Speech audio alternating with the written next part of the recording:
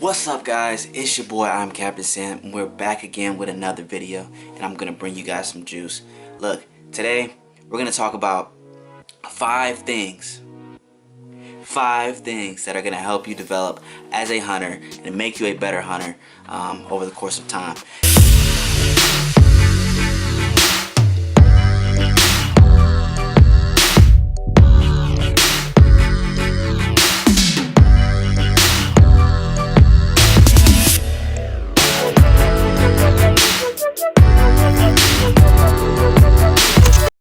And so, before we get into that, I want to talk about this awesome accomplishment that we all achieved.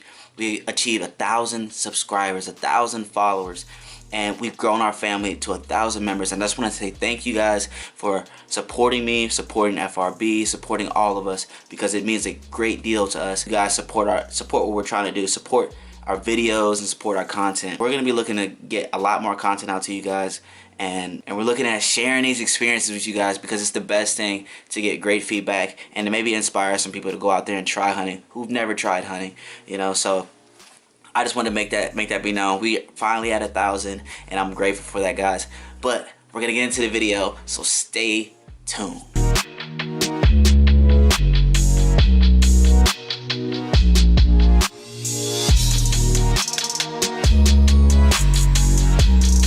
Wait, hold up. Before we get into the video, if you're new to this video, make sure you subscribe down below and like this video for more content. The first thing we're going to talk about, number one on the list for developing yourself as a hunter, is paying attention to detail. It's very simple, but yet very hard to do sometimes. I know a lot of times when we go out, we're overwhelmed by the abundance of information, and we're looking at, the main signs, and we're looking at what deer are doing, but we're not necessarily paying attention to how they're doing, because we're more focused on deer. One of the things I want to harp on is securing your smell. So what you want to do is secure your smell first. If you're not going out, you have a sealable bin or something that's airproof, airtight, and you're not using the scentless detergent and scentless soap and everything else, and you're not locking up everything before you go out, then you're failing yourself, and you're failing to secure your smell. When going to scout, when going into deer hunt, go and get on the stand, you need to secure your smell. They can smell you, then likelihood they'll spook before they even get to you. You got to make sure that you secure your smell. And I'm talking your clothes, I'm talking having rubber boots, I'm talking your gloves, your hats, your backpacks. A lot of people don't secure their backpacks, and a lot of people don't secure the smell when it comes to their backpacks. That's a huge thing, because how many people have washed their backpacks? Not many. Not many. And that's something that we use very often when on the stand, packing snacks, packing extra gear, packing cameras, packing whatever you want to pack. So that's one thing that you need to make sure you do, is secure your smell. So a lot of people, they go in, they'll spook deer. The way you enter the stand can change the success of a hunt. I know many people who have entered the stand a certain way and they spook deer or whatever, and they get in the stand and they've ruined the hunt for themselves. But other people who've come in on that same stand came in a different way, and they were able to be successful. And so that's one of the things that you need to pay attention to when you're looking to hunt a specific stand. Our next one, number two to being successful in developing yourself as a hunter: think like the deer. You have to think like a deer. Deer are trying to survive. That's what they're trying to do. They're trying to survive out here. Their instincts is what helps them survive. And so if you're thinking like a deer, thinking, okay, I need to eat at this time because of this and this, that, and this. The wind's this way, so if I walk, on this side of the property, I'll be able to smell anything that's coming towards me, anything that may be harmful in the area, things like that. You got to think about how they're moving and why they're moving that way. So you have to think like a deer. So don't just look at what the deer are doing through your trail cam pictures. Don't just look at what they're doing, look at why they do it. So that when situations come up where you have pics on trail cam, these weather conditions, and you don't have those weather conditions, well, what do you think that the deer are going to do? If you have a good pick, if you have a good idea of what the deer would do, then you increase your chances of being successful. Just hunting an area based off of what they have done in the past may not work for you. It may not work a lot of times, because a lot of times you're a step behind the deer. So you got to understand why deer are in certain areas at certain times. Why are they feeding right now? Why are they bedding right now? Just knowing where and when and just knowing where and when and how to get to them is not enough sometimes. You need to know why they're doing this, so that you can predict behaviors when you have unexpected weather, things that you didn't account for, or things that you haven't seen on trail cam pictures in the same type of weather that's outside of the pattern. Understand why deer pick certain beds. A lot of people don't even understand why deer will lay on the leeward side of a mountain and lay kind of halfway up, smell anything on the other side of that mountain, and they can see what's below them. Something that's very simple that a lot of people don't even know. And It's paying attention to those things and understanding why they're doing something. It's gonna help you go after those mature bucks. So when you understand a deer, you understand why the deer are in the stages that they're in, or why they're acting the way that they're acting, and how they're gonna act moving forward through the stages of deer season. So you have, you go at pre-rut, and you go into rut, and then you go post-rut.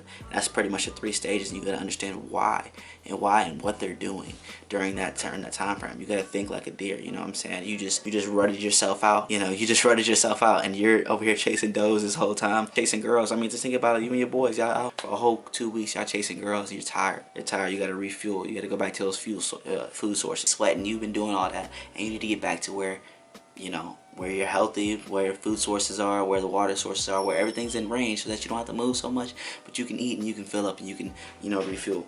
Put yourself in their position, and you'll be able to understand why they do the things they do, not just how they do it and where they do it and when they're doing it. They are creatures of habit, just like we're creatures of habit.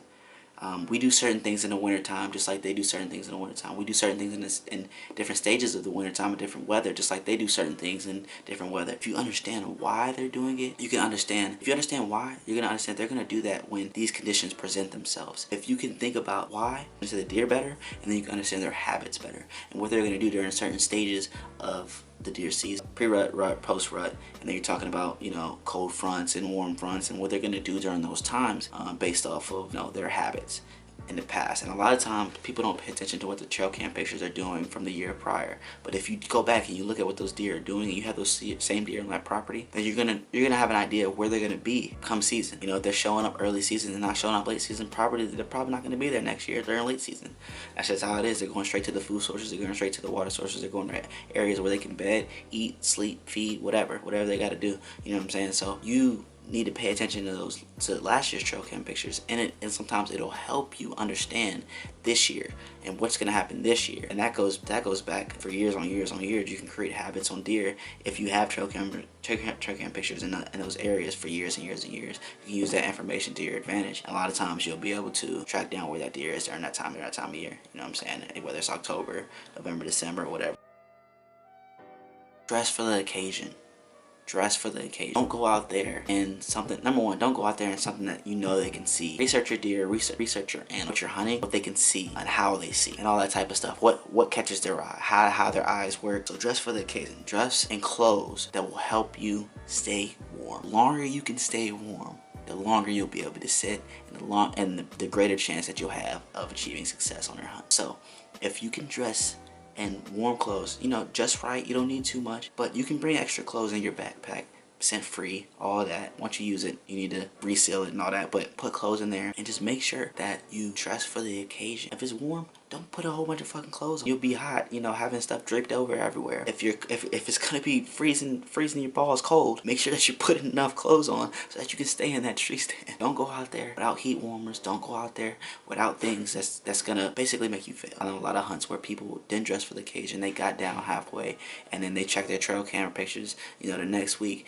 and that buck was there that evening. And if they would have waited there and they would have stayed there that evening, they would have had a shot at that buck. And so things like that, little things like that, cost you your hunt, cost you your chance with a big buck. Dress in quiet clothes. If you don't dress in quiet clothes, they're gonna hear you from a mile away. You dress in some stuff that's I don't want to say polyester, but you know what I'm talking about, windbreaker, stuff like that. They're gonna hear that every time you walk. They're gonna hear that. You're scraping against yourself. They're gonna hear that. Make sure you dress in quiet clothes, wool, stuff that'll keep you warm, but if it gets wet, it's not too quiet material. And then dress in clothes that break up your pattern. Don't wear something that's super solid. And you can do it when I'm dog hunting. A lot of people do a dog hunt. It doesn't really matter when you're dog hunting. They're not really focused on you. They're focused on getting away from the dog. You're still hunting and doing stuff like that. Make sure that you have something that breaks up your pattern, especially if you're gonna be moving, drawing a bow, stuff like that. Make sure that they don't see a solid figure. You want to make sure that they see something that's detectable by them. Make sure that you're dressing something that breaks up that pattern, because it does matter.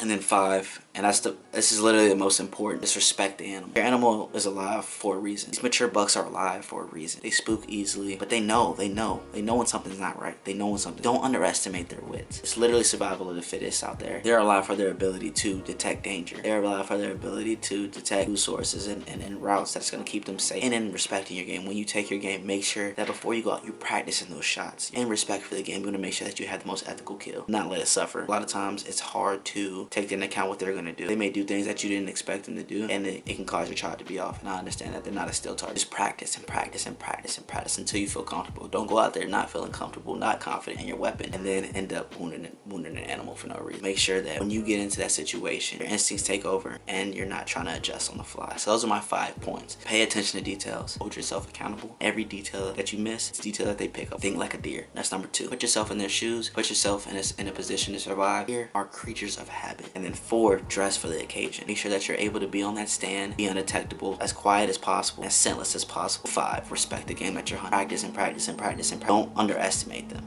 They're alive for a reason. They're alive because their uncanny wits to stay alive and detect danger. If you take nothing else from this, I challenge you guys to use these 5 steps when, thinking about the process, taking an animal. Without further ado, this is your boy, I'm Captain Sam, and hopefully I brought you guys some juice, I brought you guys some knowledge. If you like this video, make sure you like and subscribe down below. RB Movement, we're gonna come out with some new videos. Stay tuned, stay juice, peace.